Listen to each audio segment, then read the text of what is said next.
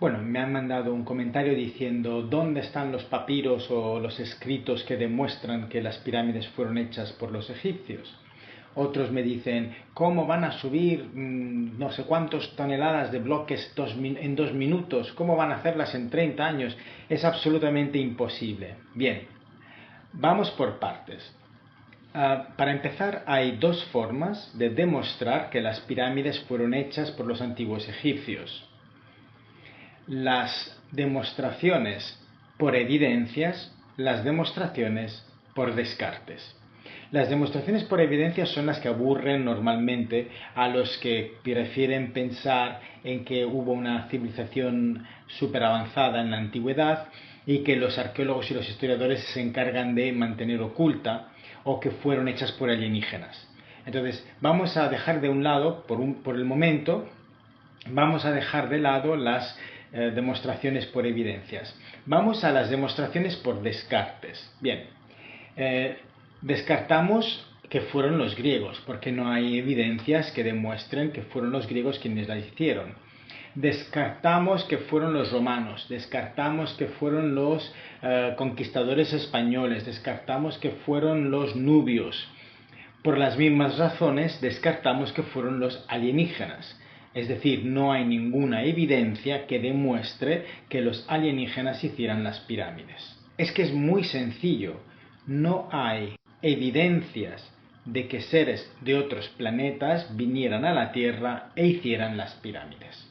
Sencillamente no hay ninguna evidencia. Pero es que además ni siquiera hay ningún motivo para sospecharlo. Que está perfectamente orientada.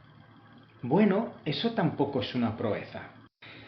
Los hombres prehistóricos, en la prehistoria, eran capaces de orientar megaconstrucciones, monumentos enormes, a los 4 puntos cardinales o a lo que se les antojara. Un ejemplo brillante de esto está en Irlanda, Newgrange.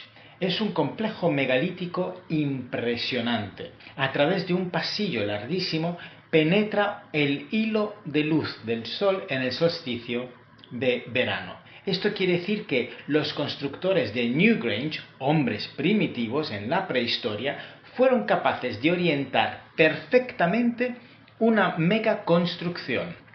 Otro ejemplo es el templo de Ayar Im en Malta, un complejo megalítico construido con bloques inmensos y que está perfectamente orientado al solsticio. Y también es de época primitiva, de época prehistórica. Y lo más divertido de todo esto es que para orientar un edificio perfectamente ni siquiera hace falta saber dónde está el norte, dónde está el sur, dónde está el este, dónde está el oeste. No, me explico. Lo único que hace falta es observar al sol. Hace falta un palo, unas piedrecitas, mucho tiempo y la capacidad de observación. Y de esto los antiguos y los hombres primitivos andaban sobrados. Es decir, el sol con su sombra es el que nos va a indicar perfectamente hacia dónde podemos orientar un edificio si queremos que esté perfectamente alineado con la salida del sol, eligiendo por ejemplo el día del solsticio de verano y marcamos la sombra que marca un palo en el suelo, automáticamente estaremos orientando el edificio con uno de los lados al este. Así que el edificio esté perfectamente orientado a los 4 puntos cardinales no es algo de civilizaciones avanzadas ni de alienígenas. Y la verdad es que para orientaciones espectaculares, el Panteón Romano no tiene comparación. Es decir, no está orientado hacia un punto cardinal, o sea, hacia los 4 puntos cardinales, no. La estructura está creada de tal manera que el sol entra por el óculo de arriba y va iluminando cada parte. Es decir, es una obra de ingeniería brutal. Eso sí, es ingeniería increíble. Otro ejemplo increíble, espeluznante diría yo, pone los pelos de punta, son las catedrales medievales. Aquí tenemos el ejemplo de la Catedral Gótica de Mallorca, orientada de tal manera que el sol entra por el rosetón y proyecta esa luz impresionante. Cosas increíbles. Todas estas son cosas que la verdad dejan a uno boquiabierto y son ejemplos de una extrema habilidad para orientar megaestructuras hacia los puntos cardinales. Por tanto, no es necesario aludir a civilizaciones superdesarrolladas ni a extraterrestres para justificar el hecho de que la pirámide esté orientada perfectamente a los 4 puntos cardinales o al solsticio. Y me dirán, es que son bloques enormes. ¿Cómo orientas bloques enormes? No estamos hablando de orientar una pared. Bueno, no hay forma de explicarlo para un profano. Pero un experto, un arqueólogo, un historiador, un investigador, las personas que se dedican a ello, que lo investigan y que lo estudian, saben que sí, que se puede, y de hecho conocen la forma en la que lo hicieron. No solo eso, sino que además es que hay experimentos, pruebas y demás. Pero voy a daros solo un pequeño ejemplo. Resulta que con madera y agua se pueden separar bloques. ¿Por qué? Porque la madera se mete dentro de vetas, o se abre un pequeño agujero, se mete la madera dentro, se la martilla hasta que entra del todo y luego se le echa agua. Y al echarle agua la madera se hincha. Si tú sigues martillando simplemente esperando a que se hinche del todo, la veta propia de la roca va a hacer que la roca se separe. ¿Que no sabemos cómo se construyó? Ahí incluso podría darles la razón. Pero están ahí. La evidencia de que las construyeron es la misma pirámide, está ahí. Así que vamos ahora con las demás evidencias, esas que tanto aburren a von Däniken, Tsoukalos, Childress y compañía. En cuanto a los bloques, hemos encontrado una cantera en la que además aparece en uno de los bloques todavía la inscripción, el sello del nombre Khufu, es decir, Keops para nosotros. Khufu, la pirámide, y en el mismo puerto donde están esos bloques, donde está la cantera, se han encontrado los huecos donde descansaban los barcos que transportaban esos bloques, es decir, cuando el barco no se usaba, en la época del año en la que el río no subía, no había crecida del Nilo, pues en estos huecos se custodiaban, se guardaban los barcos.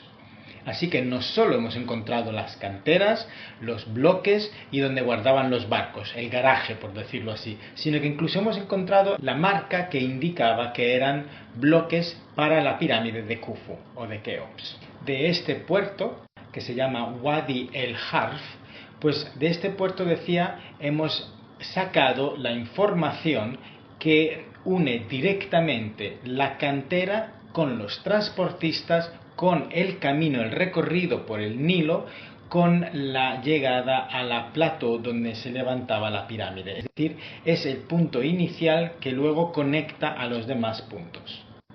Sabemos que este es el puerto, sabemos que esta es la cantera y sabemos que aquí se guardaban los barcos y lo sabemos con evidencias arqueológicas pero también históricas, es decir, con textos. Porque de este mismo puerto se han excavado los papiros que demuestran que estos bloques se montaban en los barcos y se llevaban a la construcción de la pirámide de Khufu. Estos papiros son increíbles, se descubrieron en 2013, porque además de darnos información de la cantería, también nos da información de los víveres en general y nos habla de cuántos barcos había, cuántas personas a bordo de cada barco había. Por ejemplo, en este concreto nos dice que eran 40 personas al mando de la persona que lleva el barco, que navegaban con los bloques a bordo en dirección al horizonte de Khufu, es decir, la plató, el lugar donde se construía la pirámide. Gracias a estos papiros también sabemos que los obreros que las construyeron se llamaban a sí mismos los elegidos. Era algo de lo que sentirse orgulloso. Poder formar parte de los que estaban construyendo la Gran Pirámide era todo un privilegio y ellos se sentían orgullosos de poder participar en una obra tan inmensa y que consolidaba esa grandeza del imperio egipcio. Estos papiros son además la contabilidad del visir, el hermano de Khufu, el hermano del emperador Keops. El visir era quien se encargaba de la gestión y la administración de los obreros y de la construcción de la pirámide. Y no solo lo mencionan en los papiros, sino que además conservamos una estatua, aquí la tenemos, del hermano del faraón. Y es muy realista. Hubo un comentario que me decía, sí, claro, no sabían dibujar a las personas en 3 dimensiones y levantaron la pirámide. No dibujar las personas en 3 dimensiones puede corresponder a gustos artísticos, pero desde luego la técnica artística la tenían y sobrada, porque hay estatuas que quitan el hipo de lo realistas y lo bien hechas que están. Así que sí, también tenían muchísima calidad artística. Gracias a estos papiros también sabemos cuántas raciones, cuánto pan, cuánta agua se les pagaba diariamente a los obreros. Está todo detallado y es una información increíble a nivel contable de lo que fue necesario para poder levantar la pirámide en unos 30 años. Además, la arqueología ha desenterrado la ciudad de los obreros. A uno de los lados de las pirámides está toda la ciudad donde vivieron los obreros. Por tanto, sabemos cómo vivían, cuánto tiempo se dedicaban al trabajo, qué tipo de trabajo hacía cada uno, cómo estaba dividido el trabajo en secciones, en áreas, etc. En otras palabras, la arqueología nos dice dónde vivían, dónde dormían, qué comían, cómo comían, cuánto comían los obreros que levantaron la pirámide, y además los textos, los papiros, corroboran la información de la arqueología. Y además sabemos qué formas tenían los barcos. Se han encontrado de momento 2 prácticamente enteros. Uno de los 2, los arqueólogos ya lo han recompuesto, han unido más de 11.000 piezas de madera y han recompuesto el barco entero, y el otro están trabajando en él todavía. Entonces no solo tenemos la información arqueológica de cómo vivían, de los canales que abrieron, y no solo tenemos la información de los textos que nos dicen cómo transportaban los bloques en los barcos, cuántos transportaban, etcétera, sino que es que además tenemos la información de cuáles eran los puertos de los que salían los barcos, y tenemos la información de cómo eran esos barcos. Hemos encontrado los barcos que transportaban esos bloques. Evidencias hay muchísimas. En cuanto a cómo levantaron la pirámide, bueno, pues la teoría más aceptada es la de las grandes rampas y los trineos. Aquí tenemos un ejemplo en el Museo del Cairo, los trineos que arrastrarían esos bloques. Estos trineos valen tanto para la nieve como para la arena. Y además de que hemos encontrado un papiro que muestra cómo con los trineos arrastraban enormes pesos, se han hecho pruebas, se ha demostrado que efectivamente funciona. Si os fijáis bien en el papiro, hay un detalle aquí en la parte de delante en la que se ve a un hombre echando agua justo por delante del trineo. Se ha demostrado que si la cantidad de agua que se vierte es la justa, se genera una plataforma sobre la que el trineo se va a deslizar con muchísima más facilidad. Es una especie de lo que ocurre con las ruedas del coche cuando llueve, ¿no? El aquaplaning. Pues algo así. Pero independientemente de eso, tenemos un papiro que nos muestra efectivamente cómo usaban trineos para arrastrar grandes pesos.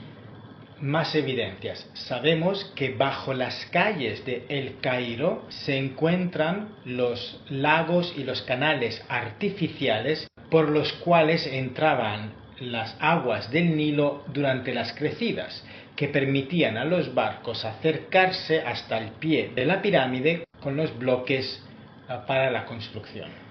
Hay una consideración última que es muy interesante y que pasan por alto los amantes de alienígenas y civilizaciones súper avanzadas del pasado, y es la del padre de Keops. El padre de Keops, Snefru, levantó 3 pirámides. De las 3, 2 le salieron mal. En estas pirámides vemos perfectamente cómo los egipcios fueron aprendiendo con el método de try and error, es decir, con el método de prueba y error, ensayo y error, fueron aprendiendo cómo levantar una pirámide. En estas pirámides, sobre todo en la pirámide acodada, vemos perfectamente cómo el fallo se tuvo que rectificar a medida que iban avanzando.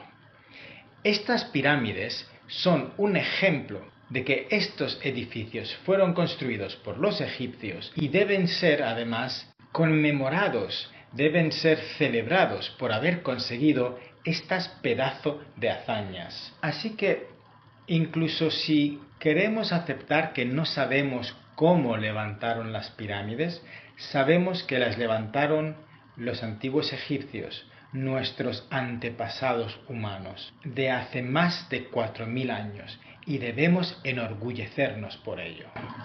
Si tu tesis es que la gran pirámide, la pirámide de Keops, de Khufu realmente, la hicieron los alienígenas porque es perfecta, imposible de realizar por los seres humanos, entonces deberías preguntarte qué pasa con las pirámides de Snefru, el padre de Khufu. Me han llegado a decir que estas pirámides, las que estamos viendo en la imagen, son posteriores a las de Keops y los egiptólogos no tienen ni idea. Entonces me dicen, y la demostración de que estas pirámides, las que estamos viendo en la imagen, son posteriores, es el hecho de que les salieron mal. Porque efectivamente las dos pirámides de Snefru, bueno, tiene tres, la pirámide roja y luego la que vemos aquí arriba, que es la pirámide acodada, y la que vemos aquí abajo, que es la pirámide Maidun. Pues salieron mal, ¿no? Entonces, la tesis es, los egipcios intentaron imitar la pirámide que les dejaron los alienígenas y luego no les salió.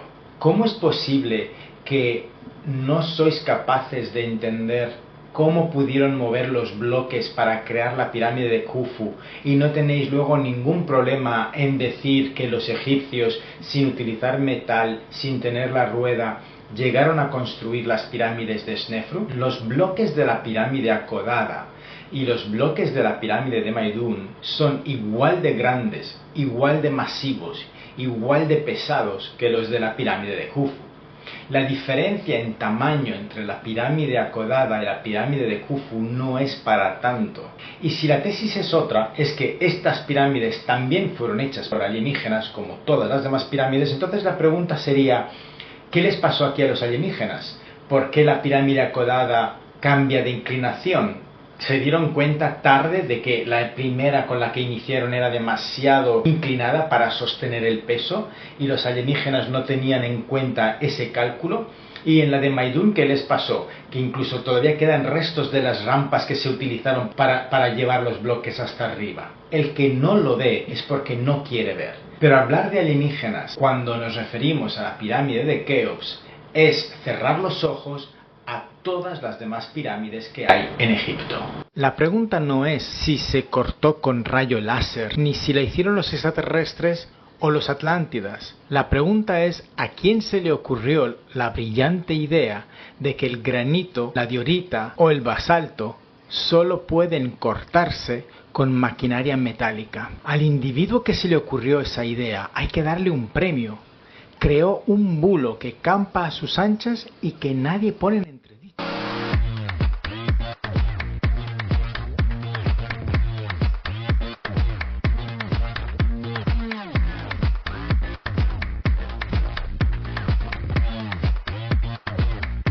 La pregunta no es si se cortó con rayo láser, ni si la hicieron los extraterrestres o los atlántidas. La pregunta es a quién se le ocurrió la brillante idea de que el granito, la diorita o el basalto solo pueden cortarse con maquinaria metálica. Al individuo que se le ocurrió esa idea hay que darle un premio.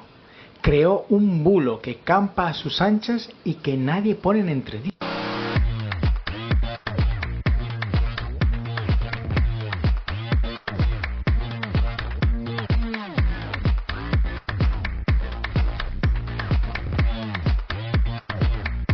¿Existen los alienígenas? ¿De verdad hay extraterrestres visitándonos? ¿Son los ovnis naves espaciales de otros planetas? Dividiremos este vídeo en dos partes. La parte 1 la dedicaremos a contestar a la primera pregunta, la que se refiere a los alienígenas en sí. Y la parte 2 la dedicaremos a los ovnis. La pregunta, en mi opinión, está mal formulada. Como diría Cicerón, cuando dudes, define. Por lo que lo primero sería aclarar qué entendemos por alienígenas. ¿Nos referimos a seres de otros planetas con forma humanoide dotados de inteligencia superior que viajan en naves espaciales y visitan la Tierra?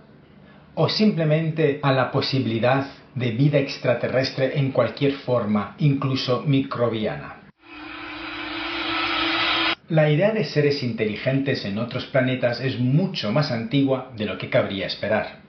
Es ya en el siglo II cuando Luciano de Samosata, en su obra Historia verdadera, narra un viaje a la Luna donde los protagonistas encuentran seres humanoides en guerra con habitantes del Sol por la colonización de Venus. Siglos después, en 1634, Johannes Kepler, en su obra Somnium, relata un viaje a la Luna habitada por seres sublunares, criaturas que han evolucionado en condiciones extremas. Se dividen en dos grandes grupos, los que viven en la cara visible y los que habitan en la cara oculta. Los que viven en el lado iluminado por el sol son pequeños, ágiles y resistentes al calor, mientras que los del lado oscuro son más grandes, con piel gruesa para soportar el frío. 4 años después de la novela de Kepler, en 1638, Francis Godwin publica The Man in the Moon, en la que un español viaja a la Luna en una máquina voladora y encuentra una sociedad de gigantes. Posteriormente será Cyrano de Bergerac, en su libro Los estados e imperios de la Luna, quien en 1657 volverá a hablar de seres alienígenas. Se trata de una sátira filosófica que describe a los habitantes de la Luna como seres que someten a procesos inquisitoriales a quienes afirman que la Tierra está habitada. Después será otro francés, J.H. Rosny-Ainé, quien en 1887 escribió la obra Les Chipeaux, en la que encontramos la primera forma alienígena que no tiene rasgos humanos, sino que se trata de seres cristalinos capaces de cambiar de forma, describiendo formas geométricas, con lenguaje propio y comportamiento incomprensible para los humanos, que se comunican mediante patrones de luz. Llegará entonces la archifamosa obra de H.G. Wells, La Guerra de los Mundos, en 1898. Wells introduce a los marcianos como invasores tecnológicamente superiores con tentáculos y armas destructivas. Ya en el siglo XX, en 1933, Gustav Sandgren describe a los extraterrestres como seres de baja estatura, piel gris, cabezas grandes y ojos oscuros, anticipando la imagen popular de los grises.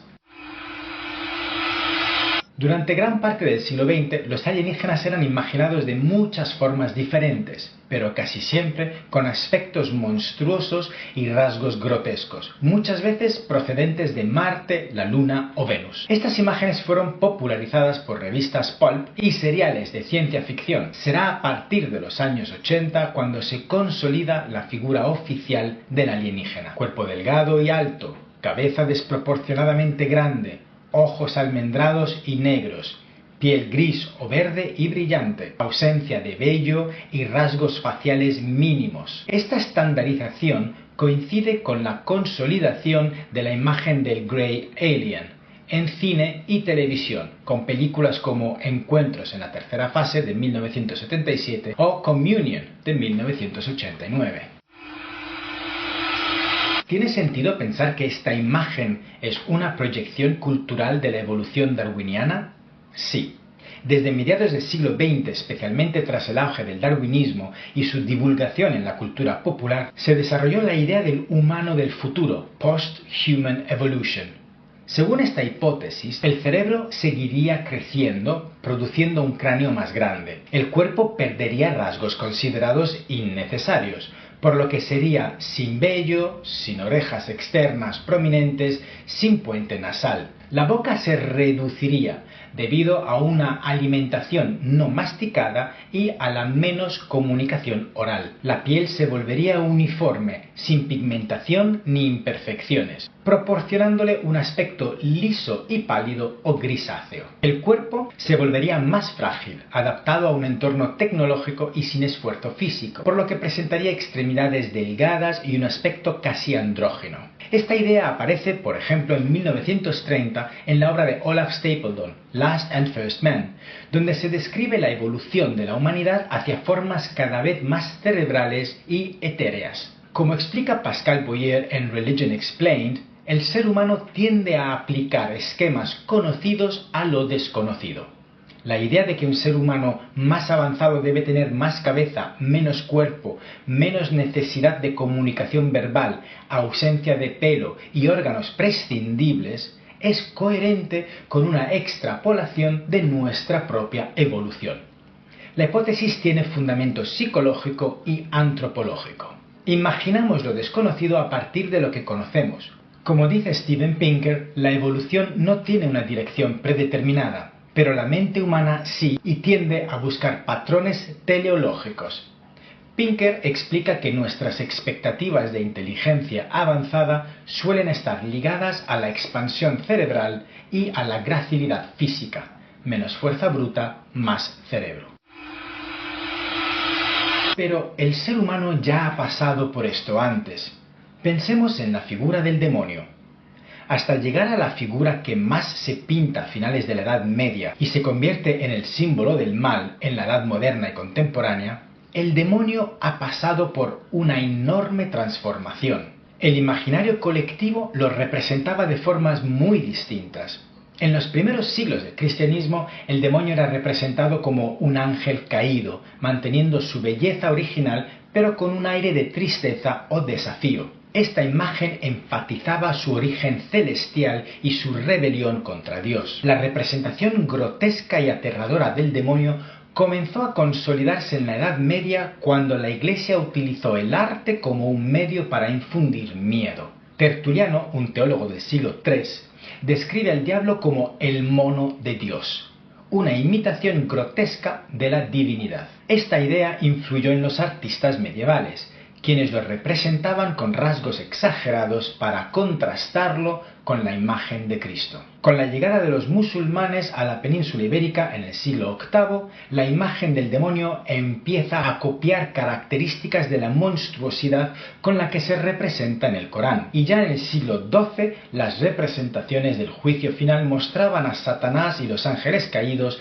transformándose en seres monstruosos mientras descendían al infierno. Sus alas angelicales se convertían en alas de murciélago. Su rostro se deformaba y adquirían garras y colas, hasta llegar a la figura tan común del demonio de hoy en día. Pezuñas de cabra, cuerpo cubierto de pelo, alas de murciélago, cuernos, mirada maliciosa. La imagen del demonio, como la del alienígena, se fue codificando según la época.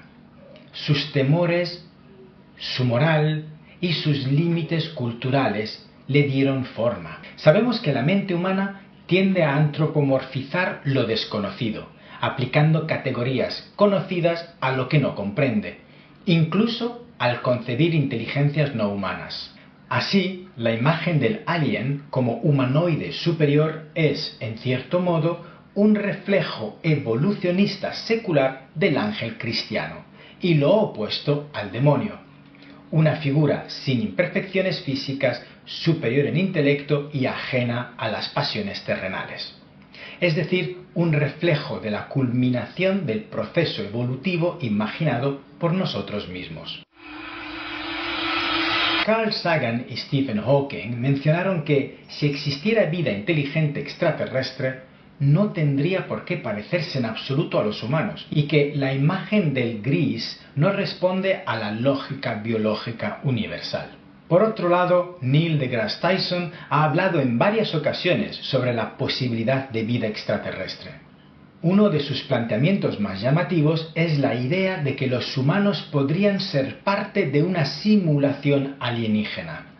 Según Tyson, si existieran civilizaciones mucho más avanzadas que la nuestra, podrían haber creado un mundo simulado en el que vivimos sin darnos cuenta, alegando que su inteligencia podría ser tan superior que nuestros científicos más brillantes serían comparables a sus niños pequeños. Por último, Stephen Hawking pensaba que si una forma de vida extraterrestre viajaba hasta nuestro planeta, no lo haría con buenas intenciones. La idea de alienígenas que nos visitan en un mundo lleno de cámaras me resulta más una cuestión de ciencia ficción que de realidad. Tal vez sea una nueva creencia, una nueva religión para la era científica. Y como toda religión es inmune a la razón. Podemos imaginar alienígenas, podemos desear que existan, pero pruebas claras de su existencia de momento no hay. Y hasta entonces lo más honesto es reconocerlo. Porque como diría Sagan, la ausencia de evidencia no es evidencia de ausencia, pero sí es motivo para la duda. Mi opinión personal me la reservo. Lo que importa aquí no es lo que yo crea, sino lo que dicen los hechos. Así que vamos a repasar datos, historia y lógica. Las evidencias de lo que hoy llamamos ovnis, objetos voladores no identificados, aparecen de forma sistemática en la prensa a partir de 1947, cuando el piloto Kenneth Arnold reportó haber visto 9 objetos volando a gran velocidad cerca del monte Rainier, en el estado de Washington. Fue él quien comparó su movimiento con platillos saltando sobre el agua, lo que dio origen al término platillo volante. Ese mismo año, apenas unas semanas después, ocurrió el famoso incidente de Roswell, en Nuevo México. Se reportó la caída de un objeto no identificado que las autoridades militares primero describieron como un platillo volante, para luego corregir diciendo que se trataba de un globo meteorológico. Este giro alimentó las primeras teorías de encubrimiento oficial por parte del gobierno estadounidense. Aunque el fenómeno ovni moderno empieza ahí, hay descripciones anteriores que podrían considerarse protoavistamientos. En 1561 se documentó un extraño evento celeste sobre Nuremberg, Alemania, con formas cilíndricas y esferas descritas en grabados. En 1897, varios periódicos estadounidenses reportaron un dirigible misterioso cruzando los cielos. También está el célebre caso del Airship de Aurora, Texas, en el que incluso se decía que un humanoide murió en el impacto y que fue enterrado. Y así llegamos a la gran pregunta. Si existen, ¿por qué no hay pruebas inequívocas? Veamos qué nos dicen las evidencias. Por el momento no hay evidencias claras de que hayan visitado nuestro planeta. Todas las evidencias que hay son siempre borrosas, confusas, desenfocadas. Esto hace 50 años no sería nada extraño, pero hoy en día, con más de 7.000 millones de móviles, con cámaras HD, satélites, telescopios, cámaras de vigilancia y drones, sin contar con los aficionados a la astronomía, los especialistas en ufología, los observatorios astronómicos, los meteorológicos y los satélites, ya no se explica por qué no hay ni una sola evidencia clara, diáfana, incuestionable y que no suscite dudas ni resulte ambigua. Bastaría una sola.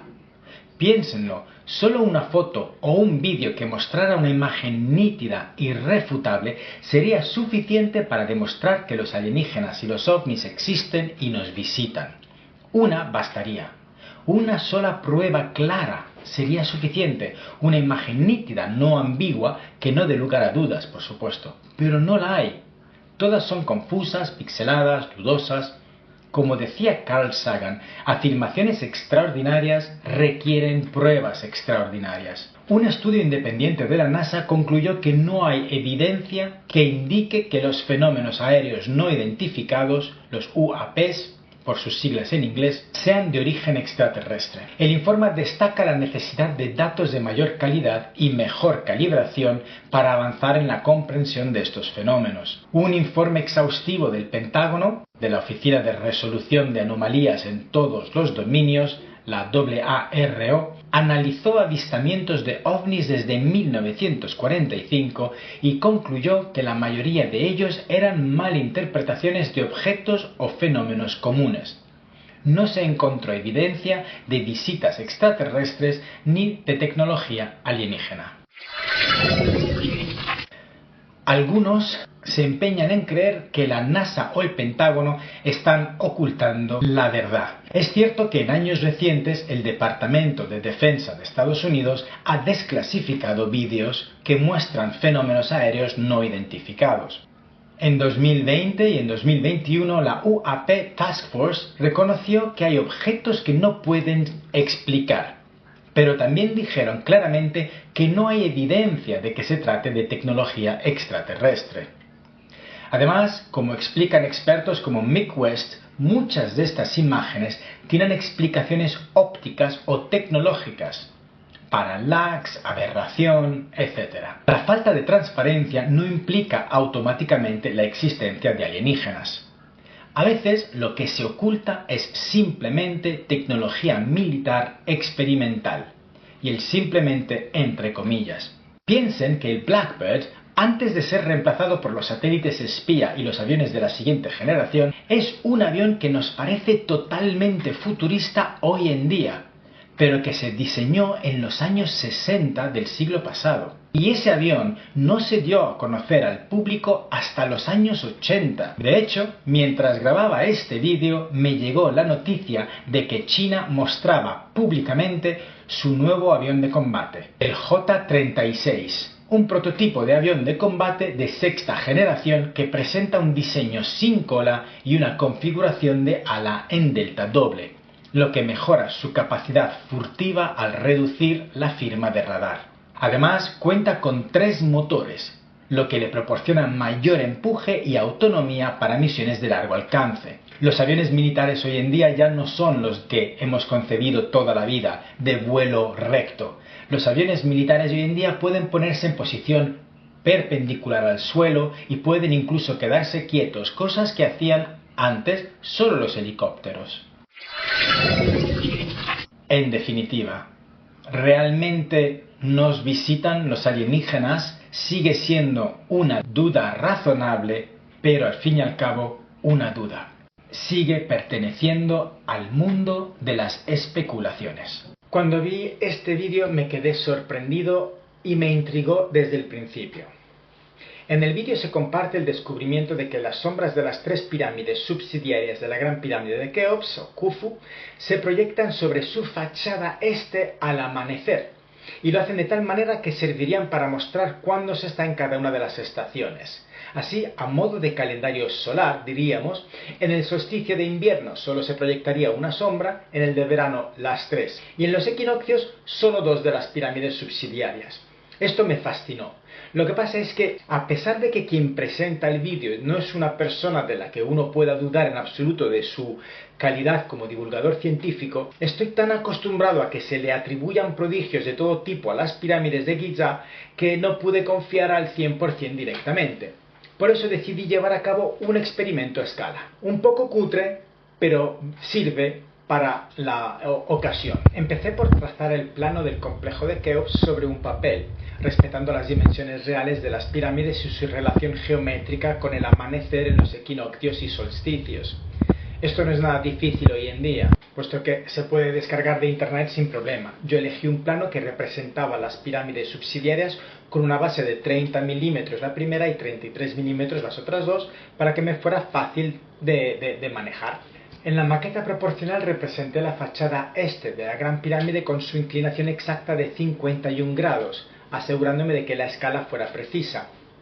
Modelé en arcilla las 3 pirámides subsidiarias de manera rudimentaria, muy rudimentaria, pido perdón por ello, pero ajusté sus dimensiones de base y altura fielmente a escala, que es lo que realmente importa. Calculé acto seguido la línea de salida del Sol en el horizonte, estableciendo una distancia angular de 40 grados, lo que equivale a 6 centímetros en la maqueta, porque para el paralelo en el que está Giza es lo que corresponde la apertura o la separación entre un solsticio y el otro. Para la prueba coloqué una fuente de luz simulando la salida del Sol en los solsticios y equinoccios, pero los resultados fueron decepcionantes para mí. Los resultados revelaron que la tercera pirámide, ubicada más al sur, no proyecta su sombra sobre la cara este de Keops en ningún escenario realista. Incluso ajustando la posición del Sol dentro de los límites astronómicos posibles en Giza, su sombra nunca alcanza la Gran Pirámide. Para que lo hiciera, tendríamos que desplazar la salida del Sol mucho más allá del solsticio de invierno, invalidando así la propuesta del vídeo. Las sombras de las 2 pirámides sí alcanzan la Gran Pirámide en determinadas configuraciones, pero la tercera queda fuera del alcance proyectado. En conclusión, mi pequeño experimento demuestra que la hipótesis viral sobre las sombras de las pirámides de Giza no se cumple en la realidad. Esto refuerza la importancia de validar las afirmaciones antes de aceptarlas como hechos históricos. Además sirve como recordatorio de que sobre la arquitectura de Giza se pueden realizar tantas especulaciones geométricas, matemáticas y astronómicas como el ingenio y la imaginación humana sea capaz. Pero no todas las teorías populares resisten la prueba de la evidencia. Y de tantas hipótesis que se han planteado, algunas totalmente estrambóticas y otras que han llegado a parecer muy reales, quizá la que más popularidad tuvo, porque pareció ser la más científica y acertada de todas, fue la que se dio en conocer como la teoría o la hipótesis de Orión. Gilbert y Bauval presentaron una hipótesis que fascinó al mundo entero. Sus libros se vendieron en todos los idiomas y sus reportajes los hicieron famosos. Esta hipótesis pretendía que las pirámides están representando en la Tierra la constelación de Orión. Cuando yo la leí, inmediatamente algo me chirrió. No sabía qué era, pero algo no me cuadraba. Y tal vez se debiera al hecho de que estaba acostumbrado a hablar de astronomía con mi hermano mayor, que es astrofísico, y con mi padre, que era químico. Y los conceptos más básicos los conocía bien. En aquellos días solía acudir a un descampado enorme que se hallaba cerca de donde vivíamos para contemplar el cielo estrellado. Y me imaginaba que era un gigante y que podía contemplar desde lo alto el emplazamiento de las pirámides de la cuarta dinastía. Incluso tracé un surco amplio y relativamente profundo para que me sirviese de Nilo. Hice, con un poco de cartulina, las pirámides, todas ellas guardando su proporción en relación a una escala que yo le había dado, y las colocaba cada noche cerca del surco Nilo, en el lugar donde deberían estar en la realidad. De este modo, podía desplazarme con pasos de gigante y observar a vista de pájaro desde la pirámide de Zayat el Arian hasta las de Dashur, pasando por encima de Giza, al tiempo que contemplaba sobre mi cabeza la gran constelación de Orión. Y pronto descubrí qué era lo que me hacía dudar de la hipótesis de Bauval. La constelación de Orión es una de las más bellas y fáciles de reconocer en el cielo del hemisferio norte. Imponente, se extiende desplegando con claridad su cuerpo etéreo, conformado por más de 40 estrellas, que dibujan una silueta robusta de un hombre con un cinturón caído en un lado por el peso de la espada que lleva colgada, y con un brazo extendido sostiene un arco que está tensando. Si bien está compuesta por más de 40 estrellas, a ojo de hombre puede reconocer fácilmente unas 14. Pero Bauval reduce la constelación a 7 estrellas para que le cuadre con su hipótesis de hacerlas coincidir con las pirámides de la dinastía cuarta. El problema es que las pirámides de la dinastía cuarta son más de 7, y encima de todas ellas Bauval se queda solo con 5. Y para más consternación mía, en su hipótesis les asigna a algunas pirámides la correspondencia con la constelación de Orión y a otras con las Híades en la constelación de Tauro, una constelación que nada tiene que ver con Orión. Pero así todo, decidí jugar a su juego y ver si cuadraba realmente. La constelación de Orión tomada por Bauval está formada por las 7 estrellas Betelgeuse, Bellatrix, Mintaka, Alnilam, Alnitak, Saif y Rigel. Las pirámides que conformarían dicha constelación en la Tierra serían Zayat el Arian, Keops, Kefren, Mykerinos y Abu Rawash, correspondiendo del siguiente modo según él: Keops Alnitak, Kefren Alnilam, Mykerinos Mintaka, Abu Rawash Saif y Zayat el Arian con la estrella Bellatrix. Dejando a un lado por el momento el juego tramposo de escoger las pirámides que le vienen mejor, si nos centramos solo en la relación entre las 3 pirámides de Giza y el cinturón de Orión, que es lo que supuso el punto de partida de la hipótesis, veremos que la correlación también está forzada. Bauval dice que el tamaño de las pirámides corresponde al tamaño aparente de las estrellas, y no es cierto. Las pirámides de Giza van de menor a mayor tamaño en línea recta, siendo la de Mykerinos la más pequeña y la de Keops la de mayor tamaño, y en el centro Kefren de tamaño mediano, aunque muy parecida a la de Keops. Sin embargo, en el cinturón de Orión, la estrella de mayor magnitud aparente es precisamente la que ocupa la posición central, es decir, la que correspondería a Kefren. La magnitud aparente de Alnilam es de 1.70, frente a los 2.23 de Mintaka y los 2.05 de Alnitak. Estas magnitudes son medidas astronómicas, y cuanto mayor el número, menor el brillo de la estrella. Esto además pone de manifiesto que la relación de tamaños entre sí no corresponde tampoco, porque en Giza hay 2 pirámides grandes y muy parecidas entre sí y una mucho más pequeña, Mykerinos, mientras que en el cinturón hay 2 estrellas pequeñas y una más grande. La relación del cinturón de Orión con sus 4 extremidades, esto es, las estrellas que conforman los hombros izquierdo y derecho y las que conforman las rodillas izquierda y derecha, no corresponde a la relación que hay entre las pirámides de Giza y la de Abu Rawash y la de Zayat el Arian, como nos quiere hacer creer Bauval. Porque si pasamos un mapa estelar a una escala que muestre la extremidad inferior de Orión, la estrella Saif, a una distancia de 55 milímetros de la estrella más baja del cinturón, Alnitak, y lo comparamos con un mapa que separe también a 55 milímetros las correspondientes pirámides, es decir, Abu Rawash y Keops, veremos que, mientras en el mapa estelar el cinturón se inclina hacia arriba, en el mapa de las pirámides se inclinan hacia abajo, y con una notable diferencia. En segundo lugar, en el mapa estelar la distancia entre la extremidad superior y el cinturón, es decir, entre Bellatrix y Mintaka, es de 50 milímetros, mientras que en el plano de las pirámides la distancia entre las correspondientes Zawiet el-Arian y Miquerinos es de 31 milímetros. En definitiva, la relación entre el cinturón de Orión y las pirámides de Giza no es otra que la de ser 3 estrellas y 3 grandes pirámides a la vista. Bauval escoge las estrellas que le cuadran más para correlacionarlas con pirámides, pero su juego es completamente arbitrario, pues a 3 de las pirámides más grandes, como son las de Snefru en Dashur, las relaciona con estrellas de otra constelación y de magnitud aparente mucho menor de lo que le correspondería si estamos a lo que ocurre con las de Giza y el cinturón de Orión. La pirámide roja tiene una base de 185 metros cuadrados y la correlaciona con la estrella Ain, que tan solo tiene una magnitud aparente de 3.53, lo que quiere decir que es prácticamente imperceptible al ojo humano. Y dentro de las Híades hay estrellas mucho más brillantes. ¿Por qué los egipcios representarían precisamente una de las menos visibles y además empleando para ello una pirámide mucho más grande que lo que han empleado para representar, por ejemplo, una estrella mucho más brillante como es Alnitak en el cinturón de Orión? En definitiva, comprobé rápidamente, con tan solo 23 años de edad y sin medios a mi alcance, que Bauval había forzado las relaciones para que cuadrara su hipótesis. Pero para entonces, este ingeniero y escritor ya se había convertido en bestseller. Basar una teoría sobre meras coincidencias es lo que ha llevado a cientos de investigadores y de esotéricos a cometer grandes errores. Como ya he dicho antes, esto sirve como recordatorio de que sobre la arquitectura de Giza se pueden realizar tantas especulaciones geométricas, matemáticas y astronómicas como el ingenio y la imaginación humana sea capaz. Pero no quiere decir que sean ciertas. Y para demostrarlo, he desarrollado una teoría basada precisamente en correlaciones astronómicas y astrofísicas. La he denominado la teoría de la maqueta planetaria. ¿Y si los egipcios conocían los secretos del cosmos mucho antes que nosotros? Lo que estás a punto de descubrir cambiará todo lo que creías saber. Las pirámides de Giza, una maqueta a escala del sistema solar. Durante siglos, los arqueólogos han estudiado estos colosales monumentos, pero nadie había notado una conexión inquietante con los planetas rocosos. Hasta ahora.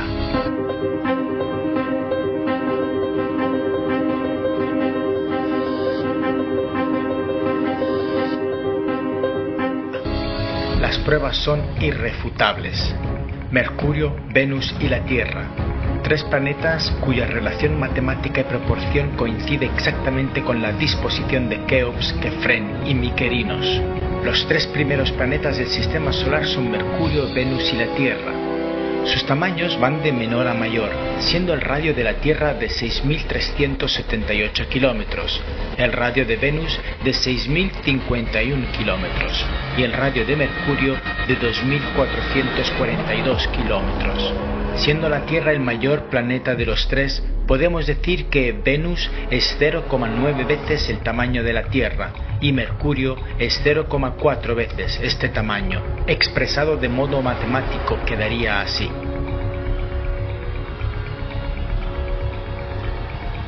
Pues bien, las 3 pirámides de Giza guardan entre sí la misma proporción. La pirámide de Keops tiene una base de 230 metros cuadrados. La de Kefren tiene una base de 214,5 metros cuadrados. Y la de Miquerinos de 105 metros cuadrados. Si tomamos la pirámide más grande como factor de escala 1, como hemos hecho con la Tierra y los otros 2 planetas, resultará que Kefren es 0,9 veces el tamaño de Keops y Miquerinos es 0,4 veces Keops, lo que expuesto en modo matemático resulta en esto. Las cifras hablan por sí solas. Sus bases guardan las mismas proporciones que los diámetros de los planetas. Como vemos entonces, Keops guarda la misma proporción con Kefren que la Tierra con Venus, y la misma proporción con Miquerinos que la Tierra con Mercurio. Esto podría indicar que los egipcios representaron las medidas de la Tierra con la pirámide de Keops, las de Venus con la de Kefren y las de Mercurio con la de Miquerinos. En otras palabras, la pirámide de Keops representa a la Tierra, la pirámide de Kefren refleja las proporciones de Venus, la pirámide de Miquerinos se alinea perfectamente con Mercurio. A esto hay que sumarle el no menos despreciable factor de que las pirámides están dispuestas en el mismo orden. Y esta evidencia me hizo preguntarme si los egipcios no habrían representado también las distancias entre los planetas. Y para mi mayor asombro, resulta que sí, que las tres pirámides están proporcionalmente a la misma distancia entre sí que los tres planetas. Veámoslo. Sus distancias entre sí reflejan las distancias orbitales al Sol.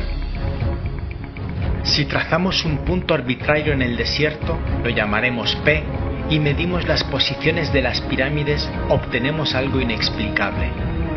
Las distancias entre ellas son exactamente proporcionales a las distancias de los planetas al Sol. La distancia de la Tierra al Sol es de 152 millones de kilómetros. La distancia de Venus al Sol es de 106 millones de kilómetros y la distancia de Mercurio al Sol es de 56 millones de kilómetros. Como para el caso de las pirámides no disponemos de un punto inicial de donde medir la distancia, como es el Sol en el caso de los planetas, para trazar nuestra línea fijé un punto que llamaré P de un modo totalmente arbitrario. Si con centro en P trazamos circunferencias concéntricas a modo de órbitas que pasen por el centro de la base de las pirámides o su cúspide, resulta que los radios de estas circunferencias, que denominaremos RK, RQ y RM, mantienen la misma proporción entre sí que la proporción entre las distancias de los tres planetas, distancias que denominaremos DT, DV y DM. Expresado en términos matemáticos, resulta en lo siguiente. Si cogemos un plano de las pirámides de Giza a escala y sobre él trazamos la línea antes citada en dirección suroeste, y sobre esta colocamos el punto P a una distancia de 152 milímetros desde la cúspide o centro de la base de la pirámide de Keops, para que en términos numéricos la comparación resulte igual a la distancia real que hay desde la Tierra al Sol, 152 millones de kilómetros, veremos que la pirámide de Kefren quedará a una distancia de 106 milímetros del punto P y la de Mykerinos a una distancia de 56 milímetros de P. Por tanto, como vemos, resulta que las distancias son proporcionalmente iguales a las de las pirámides. Puesto de un modo más sencillo, vemos que las distancias son exactas. Y si esto te parece sorprendente, prepárate para el siguiente dato.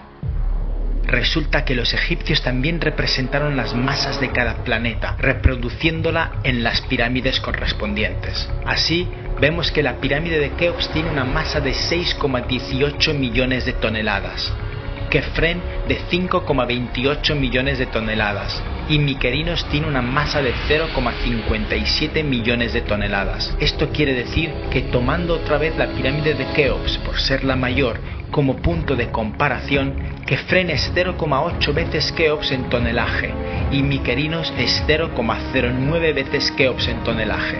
Otra vez vemos que los planetas guardan la misma relación y proporción entre sí que las pirámides, ya que Venus es 0,8 veces la masa de la Tierra y Mercurio es 0,06 veces la masa de la Tierra.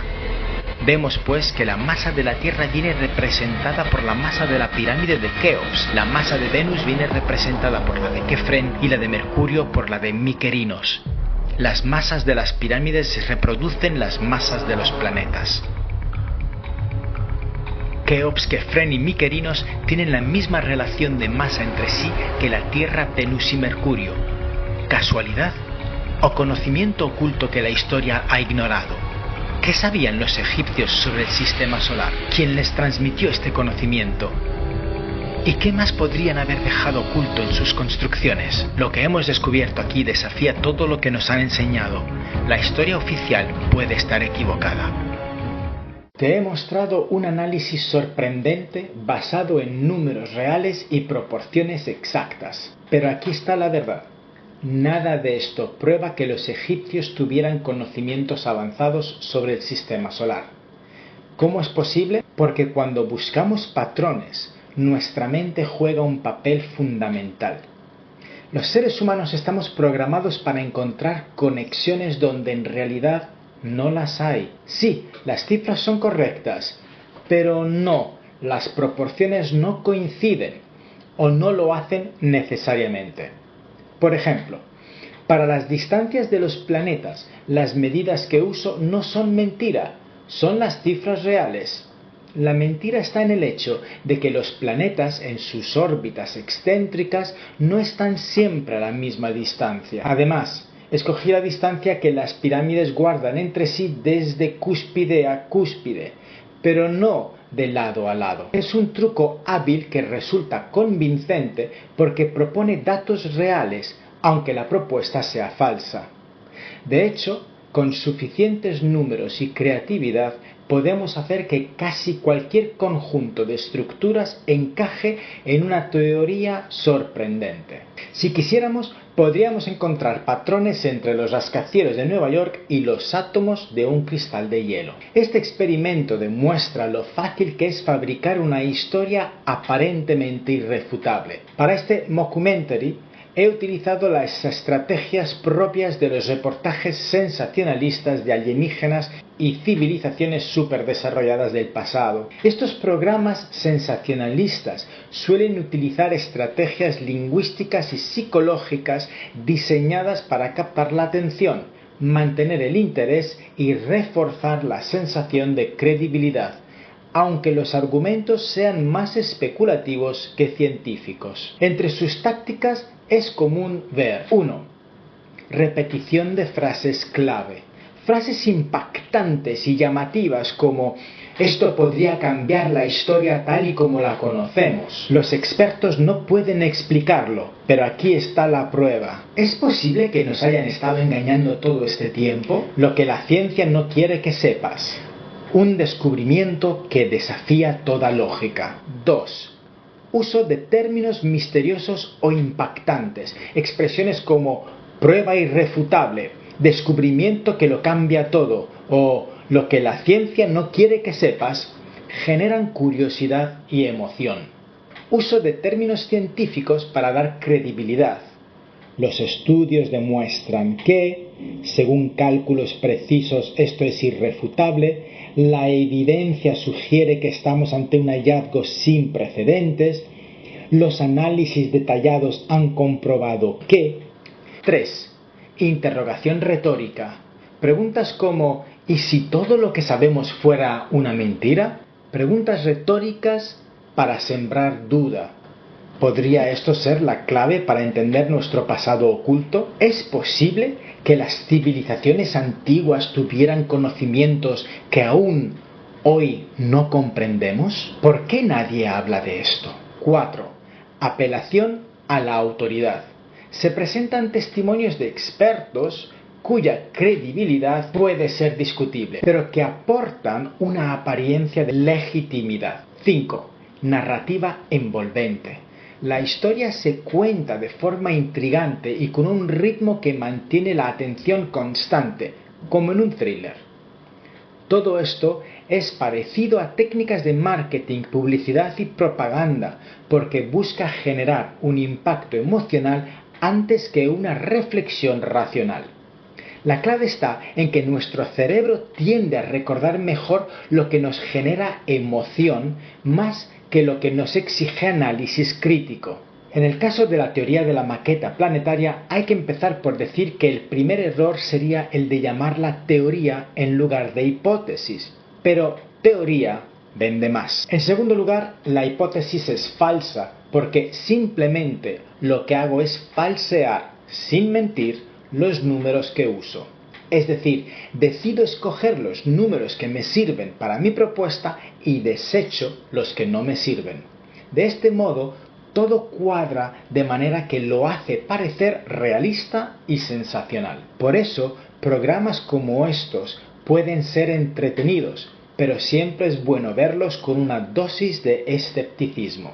Ahora que lo sabes, ¿qué otras verdades podrían ser solo una ilusión? Moraleja. No todo lo que suena convincente es cierto. La próxima vez que veas una teoría impactante en Internet, pregúntate, ¿hay pruebas reales o solo conexiones circunstanciales? ¿Estamos viendo un patrón legítimo o nuestra mente nos está engañando?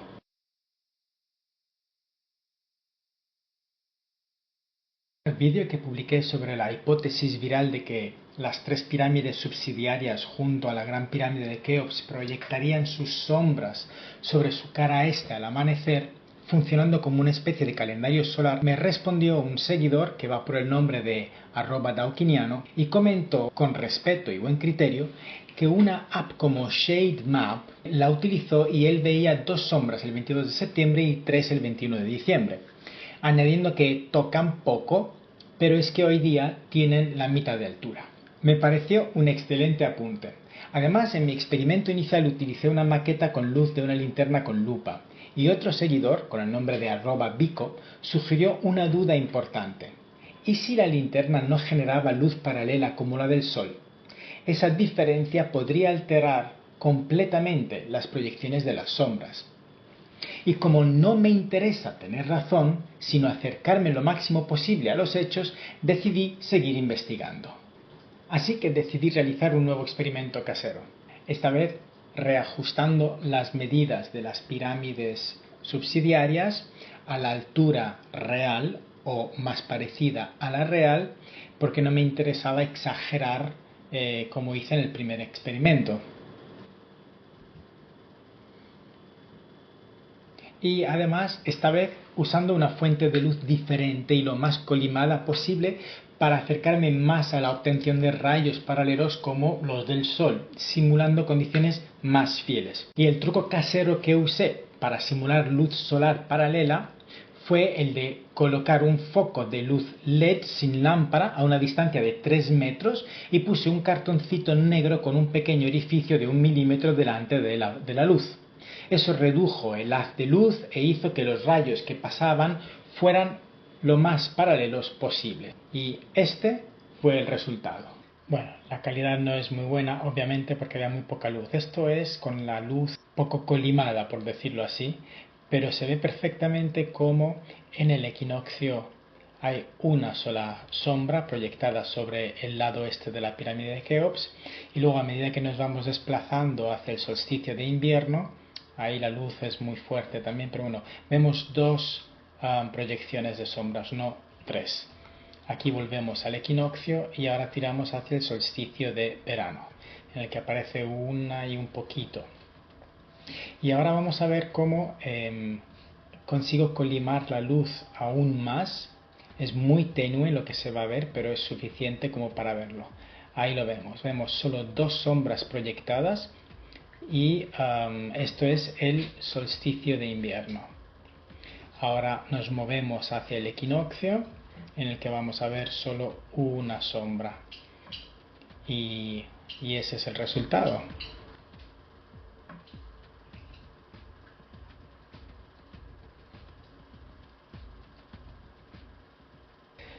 Aún así, y con todo, no me quedé satisfecho al 100%, por lo que decidí apelar a la IA. ChatGPT y Gemini 2.5 coincidieron en sus valoraciones. Al repasar mi experimento frente a lo que planteó mi interlocutor, que usó ShadeMap, una app de simulación digital de sombras, cabe destacar que las pirámides subsidiarias han perdido prácticamente toda su altura, lo que afecta a la longitud de sombra.